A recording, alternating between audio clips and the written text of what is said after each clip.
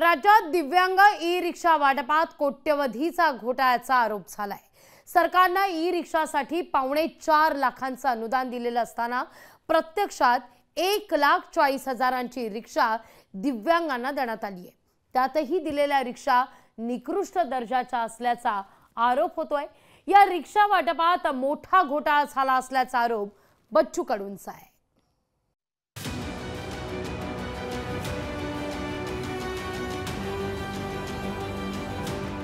सरकारने दिव्यांगांना वाटलेल्या या ई रिक्षा पहा। या ई रिक्षा खेळण्यातल्या रिक्षा वाटतात। कोणीही सहज उचलून खांद्यावर घेईल असा त्यांचा दर्जा आहे। राज्य सरकारने 797 दिव्यांगांना केलेल्या रिक्षा वाटपात मोठा घोटाळा झाल्याचा आरोप करण्यात येतोय। ज्या रिक्षा वाटण्यात आल्या ती हरियाणाची लोकल कंपनी असून या रिक्षा निकृष्ट दर्जाच्या असून त्या नादुरुस्त झाल्याचा दावा हा दिव्यांग लाभार्थ्यांनी केला। आमची शासनाला विनंती आहे की हात जोडून की आम्हाला ही रिक्षा बदलून द्यावी। महाराष्ट्रातल्या नामांकित कंपन्या ज्यांचं शोरूम जिल्ह्याच्या ठिकाणी आहे, त्यांचं वर्कशॉप आहे, त्यांची माणसं आहेत आणि दुसरी गोष्ट त्यांची माणसं येतात ते हिंदीत बोलतात। आता प्रत्येकाला आम्हाला हिंदी बोलता येतं किंवा त्यांचं हिंदी कळेलच असं नाही, तर ते काय सांगतात आम्ही काय सांगतो हे त्यांनाही कळत नाही, आम्हालाही कळत नाही।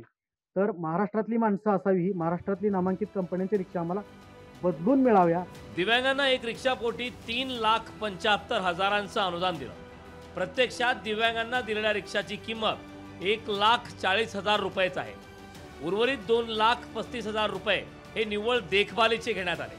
पण संबंधित ठेकेदार कंपनीचं महाराष्ट्रात कुठेही सर्व्हिस सेंटर नसल्याचा दावा करण्यात येतोय। या योजनेत ठेकेदाराचं उखळ पांढरं झाल्याचा आरोप करण्यात आला। घोटाळा आहे त्या रिक्षा ज्या बनवल्या गेल्या आहे त्या दिव्यांगाच्या सोयीने बनवलेल्या नाही।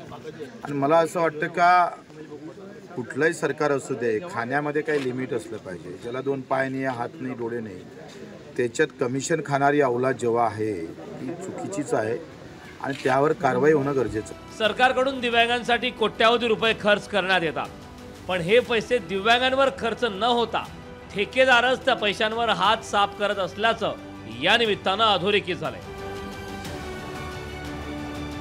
विकास मिरगणे, लोकशाही मराठी, नवी मुंबई। लोकशाही मराठी ऐका, पहा, जागरूक रहा।